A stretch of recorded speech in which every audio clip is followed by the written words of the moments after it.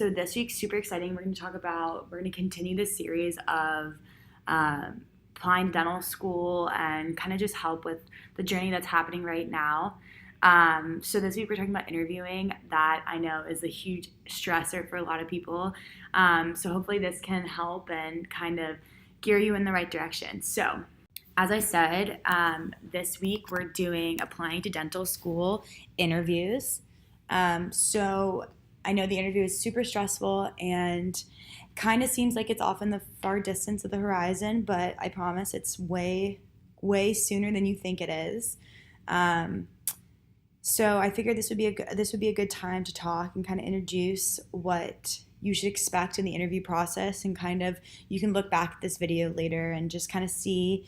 Remind yourself some tips and tricks. There's a lot of resources out there, but I kind of wanted to provide my perspective on what my interview journey was like, and kind of give the tips and tricks that I thought were most helpful for me when I went through this whole process a year ago. So first, before we begin, I wanted to just highlight some awesome things that Crack the DAT is doing right now. So they added some great things. So first, there's 100 new PAT floating cube questions. I know someone mentioned in one of the previous podcasts, they asked about the floating cube questions, and when I was going through the PAT, how to crack the PAT, I kind of briefly went over it and mentioned how it's really not that much different, and the approach to it isn't that much different, but there are different ways to tackle it, and getting exposure and then getting explanations for it is definitely the best way to approach it. So Crack the DAT offering 100 new floating cube questions is huge, and definitely really great for exposure to those types of questions before you get to the real test. They do have explanations with the video or with the questions, so that's awesome and super great. Also, it's on mobile devices, so you can really do it anywhere. I know I talked about how helpful that was for me when I was going through my studying journey, is having the PAT practice on my phone. So really, whenever I had downtime, if I was taking a train or a flight or whatever, traveling or waiting or kind of in between things at dinner, and I was just going to be on my phone, or even in bed, I could just look at that. So having it on the mobile device is awesome. I also wanted to highlight the application services that Crack the DAT offers. Those are great and really helpful, especially now that people are applying and we're really in the crux of the application cycle. Like everything from personal statement help to primary and secondary edits. For your primary and secondary applications, for your personal statement application, interview prep even. So getting practice on interviews, which we'll talk about later, is so important. And definitely how you perfect your craft and perfect your answers is just practicing all the time and getting feedback. So those are awesome resources that Crack the DAT is also offering. So definitely get involved with those and look out for them and just use those resources that are available. So, as always, with these weekly podcasts, 10% off code for this week is Crack Interview 10. So definitely use that and share it to your friends, just to get some savings and, get maximize benefits. Also, 50% off winner is going to be announced at the end. So stay tuned and definitely watch through the end. You'll get awesome tips, and you will get the chance of being entered into the 50% off raffle. So stay tuned for the end for that as well. So kind of to begin this interview journey, I wanted to start with getting invited. So this is a super exciting time. I remember when I got my first interview invite, I was over the moon, and I was just so elated that finally my hard work is paying off and that I was having the chance to really show off me and really give the school a very strong consideration, because I feel like when you're applying, you're kind of throwing your application out there. You're not really sure what you're going to hear back from, and then you get the interview and you're like, oh my gosh, like it's real. So I want to start with that because that's going to be coming up, and that's super exciting. So first, it's on a rolling basis. With that being said, each school slightly does this differently. So what I mean by it's on a rolling basis is it if you apply in January, say, or in July, say, and they are having their first interviews, say, end of August. You can be invited for that interview August 1. If you apply August 15th, you're obviously not going to get that August 1 invite. So they kind of read their applications as they come and then extend invitations on a similar sort of rolling basis. And invites kind of start coming out in August. They pick up kind of throughout the fall, August, September, October as well. Some schools go and they interview and invite interviews until January. Some schools go into March. Most schools stop in December, so most schools have only like a few interview dates in January or February. But again, it really all depends on the school. Each school does this like slightly differently, so you really just got to make sure you're following your school and making sure you know what's happening with their deadlines. I know things are also a little bit different with coronavirus as well, since interviews are going to be online, and that's going to be definitely a difference. So with that being said, they might extend them differently. They might do different sort of interview dates, but I'm trying to giving my perspective into what I experienced. So December 15th, it was our acceptance day. So last year, December 15th, I think maybe the 14th, but December 15th was the day that schools extended their first acceptances. So most schools had interviewed most of their applicants that they were going to interview by that time so they could extend their acceptances. And then put you on wait lists or reject you. Rejections didn't come out, but acceptances came out that day. So once they extend their acceptances, I think you have a month to respond and accept the offer. And so if you don't accept the offer, that's when they start to extend more interview invites. So that's how you get the January, February, March invites. But those are after they fill majority of their class. So that's something to keep in mind as well with timing. But again, things might be slightly different and adjusted with COVID.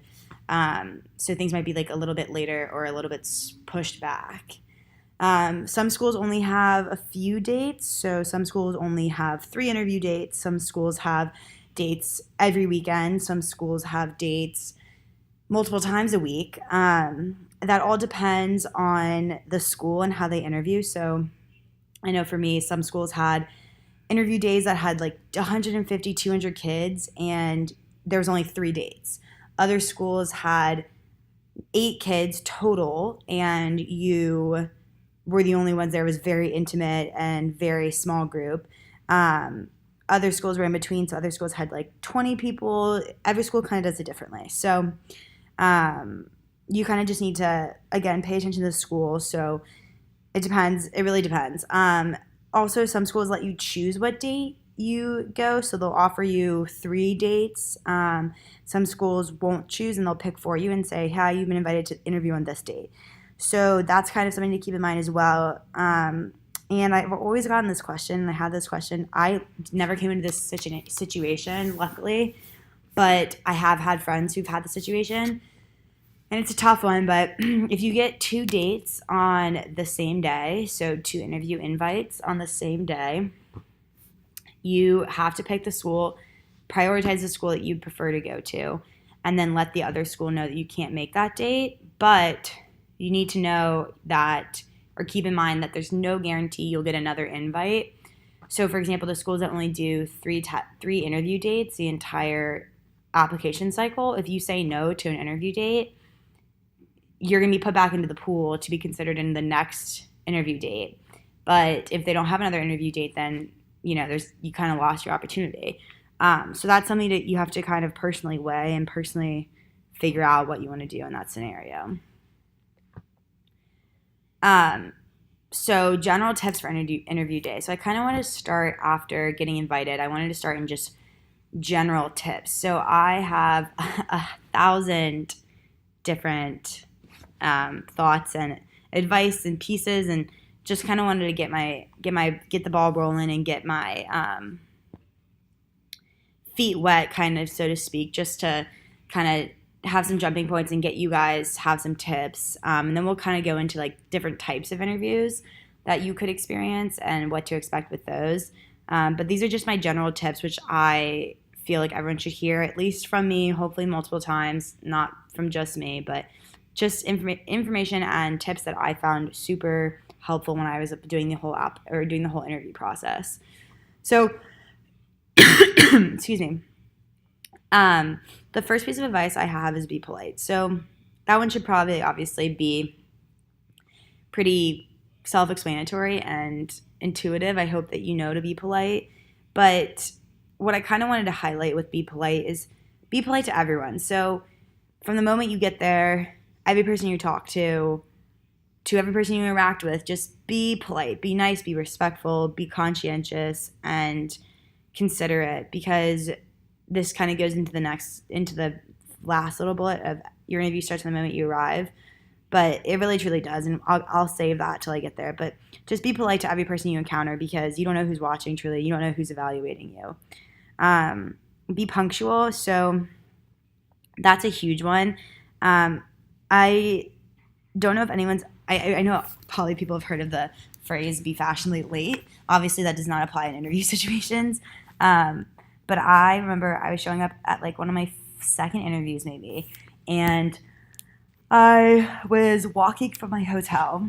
It was an out-of-state interview, and I was walking from my hotel, and I was like 15 minutes early. I had gotten to the place 15 minutes early, and I was like, oh, like, man, I really don't want to be like the first one there and like only one there, and like having to make small talk and be awkward and nervous and whatever. So I took like a little walk around the block and ended up being probably like 8 minutes early instead of 15.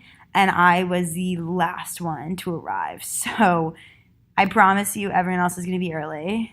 That's kind of what I learned from that experience, is that you're not actually early. And I had this one person tell me a saying that if you're early, you're on time. If you're on time, you're late. If you're late, you're lost. So I think that's really true to be the case for interviews, is that if you're early, you're on time. So just make sure you're early and that you get there with ample time. Also, the other thing too is if they say to be there 15 minutes before, be there 20 minutes before.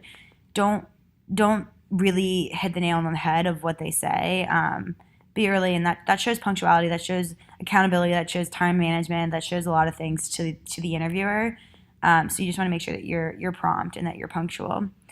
Next is be prepared. So know what they want you to bring and have it. So be prepared is on a lot of facets really important. So we'll talk more later about the be prepared of know yourself and know what your answers are, know your experiences. But what I mean by be prepared in this sense is I mean physically be prepared. So I had some schools request a passport-sized photo of myself. I had some schools request pens. I had some schools request something else. I had a little notebook that I had to take notes down, and that was really important to me, is having to jot down like things I liked about the school, things I didn't like a place to write down the interviewer's contact information, just stuff like that. Be prepared. Know what they want you to bring, have the documentation that they need. You don't ever want to walk into a situation and not have something they need. I had a smaller interview. I think there was probably like 8 kids, and they asked us to bring a small photo of ourselves with like this like document. And one person had forgotten it, and there was only 8 of us. So when the director of admissions literally walked around and was like, "Hi, can I have your whatever? Can I have your whatever?" Every single person, but one person didn't have it, and it just was noticeably uncomfortable. It was one of those things where you were like, "Okay, well that was clearly an avoidable mistake." So it would have taken 2 extra minutes to read the email we got a couple months ago. So just be prepared on what to have and have it. Know what you wrote on your application. So that's kind of another be prepared, but in a different way. So we're going to talk about this, but some interviews are open note, open file, and if they ask you a question about your application, if you highlighted something that you didn't actually fully do that well, or you didn't remember, most of the time you're going to be applying in midsummer. So you're applying around now into August. And then sometimes you're not going to interview until December. So that's like a substantial amount of months that you're doing school, you're working, you're traveling, you're doing something else where you're not thinking about your application. And then you get to the interview and they ask you a question about something you highlight on your application and you totally forgot what you said. You don't want to ever contradict yourself in an interview. So definitely just know what you wrote on your application. So what I did for this in particular, I printed out my application. So I printed out my primary and my secondaries for each school. And before I went, I had a little printout of it. And I would lay in bed before my interview night, like the night before my interview. I would lay in bed if I was in a hotel or friend's house or my house or whatever. I would lay in bed and I would go through the printout of what I had and I would highlight things. And I would take little notes and say, like, star, like, good to answer this question, like, make sure highlight this, like, stuff like that, where I just was rereading what I wrote so many times that I just knew exactly what I was saying, like the back of my hand. And I know that's kind of, it sounds silly to say know what you wrote because you're writing about yourself, but truthfully, like, you're trying to highlight everything about yourself. And it's really easy in a high tense, high stress situation to forget or to not remember what exactly you said. So I found that to be really, really helpful.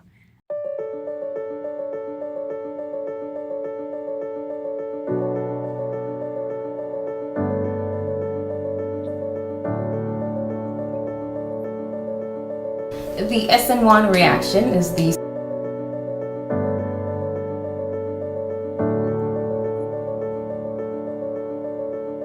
In keyholes or apertures, you're given an object. Figure out the molar mass of it. So we were given the mass, and you get. Next, your interview starts from the moment you arrive. So this is what I was kind of talking about earlier, and this is, I think, so incredibly important. And I think it's also really hard for people to know or to realize. And it's really important for people to realize is that everyone is watching you and evaluating you. So from the people who welcome you, who introduce you, who sit there and kind of direct you where to go, down to the students who you interact with, to the volunteers, everyone who you encounter from the school is a part of the admissions team in some facet and who is making that day, creating that day for you. And they're all watching you. So you need to treat every single person, even the other interviewers, actively and engaged and with respect and as if they are a direct interviewer, as if they're a part of the decision that whether or not you're going to be accepted. Kind of, I think a good example that I like to tell people about this too is you need to treat your other interviewees too with respect and just well, because an example I like to say is I have a friend who works in admissions, and she was saying that they were doing an admissions day for med school, and one of the admissions officers was setting up the catered lunch for everyone to have, all the interviewees to have.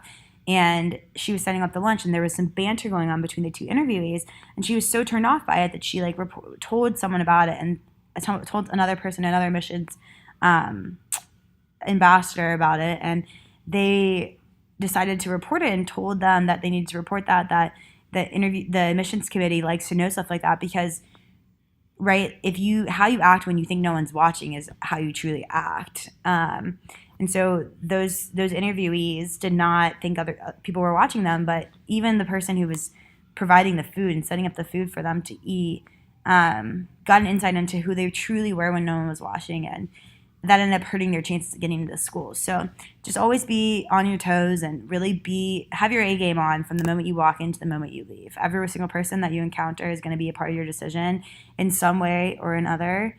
So definitely just be on your A game.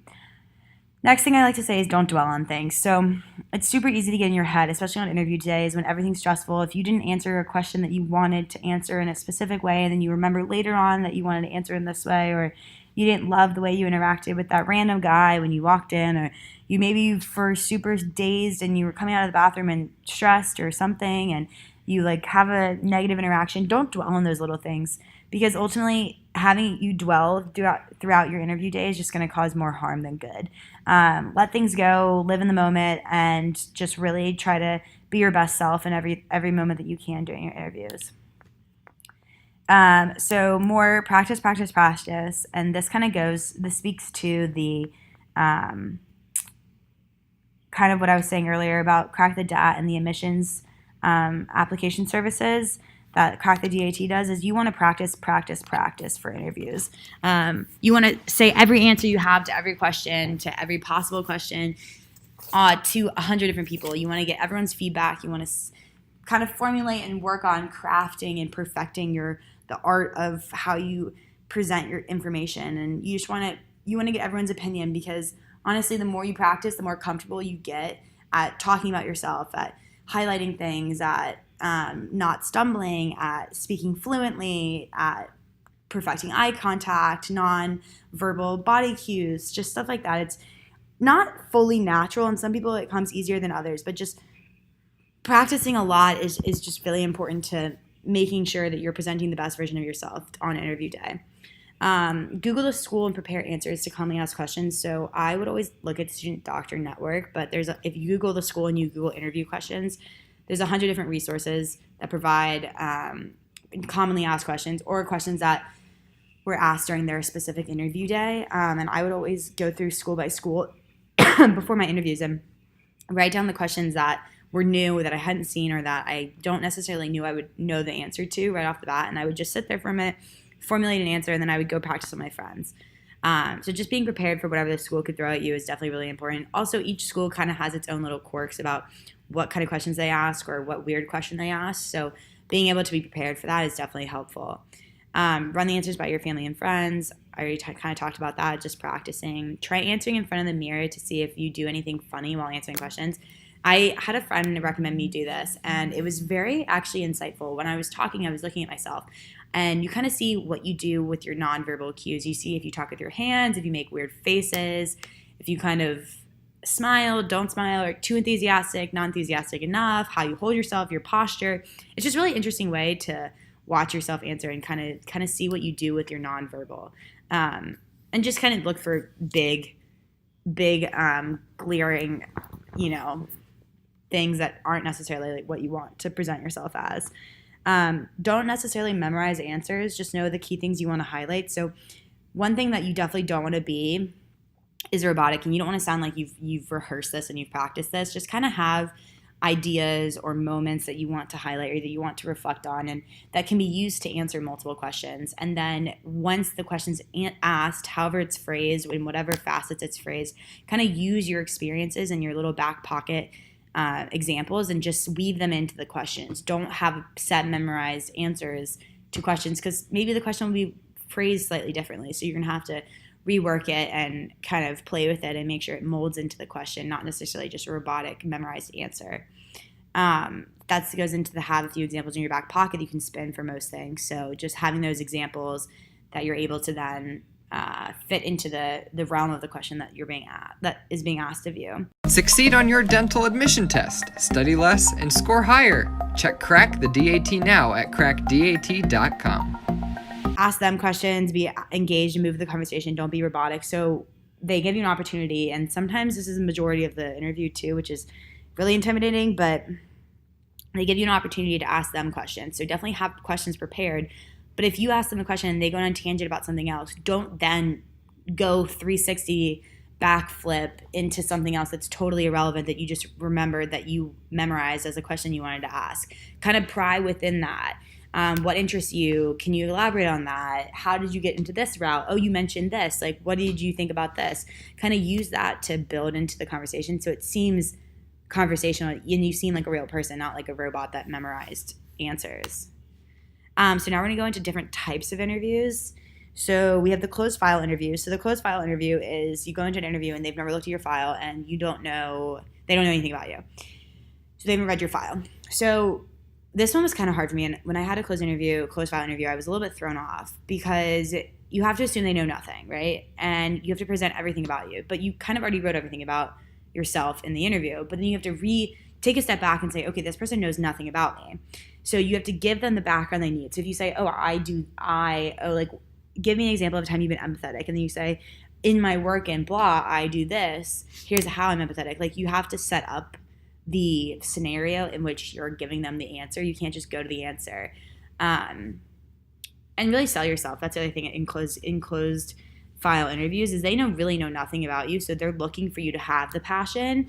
Whereas if someone's read your file, they can ask you and see how passionate you are about something. This one you really just need to throw your heart into the answers. So open files, I would say, in my personal opinion, a little easier than closed file. And I say that because the interview has had the chance to look at your file or has it with them, and they ask questions about directly what's on your file. So whatever you put in your application, you clearly are passionate about and you clearly have done, so you can speak to those experiences. So I think that's a little easier because they're going to ask you directed questions or pointed questions at certain things that you've done. And obviously you've done them, so you're going to be able to talk about them easier than them saying this open-ended question where you have to kind of fill in the blanks. You still need to assume that they haven't read everything. So if they say, tell me about your experience in blah, assume that they maybe just saw the title blah. Assume that they didn't read your little blurb about it, that they don't know exactly what you've done, and sell your passion for that thing. Feel free to elaborate on things, provide deeper insight and understanding of yourself. So don't assume that just because you've kind of already said it that you can't show how truly passionate you are about that. Draw in connections to more things you've done. Don't be a regurgitating robot of what you've already written on your application. Clearly they've read your application, so kind of provide the story. And that's what I mean by the last thing, show, don't tell. So provide the story, provide the background, provide the color to the picture. Don't just sit there and say, I did X. So the next kind of interview is a student interview. So this is when the student interviews you instead of a faculty or a staff member. This is still an interview, and I think that's hard because they are ultimately only a few years or the same age as you or even younger than you. But it is still an interview, and you still need to respect them because ultimately they are, like I said, every single person is a part of your decision. So be polite, be respectful. Treat them like adults, treat them like they are your faculty interviewers.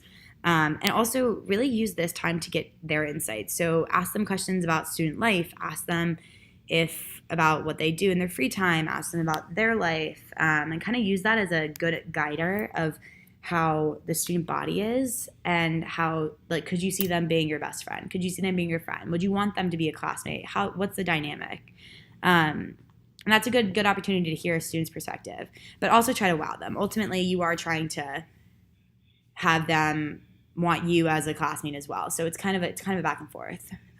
But do ultimately, I think, really importantly, respect them and treat them as if they are a very serious interviewer, because they are.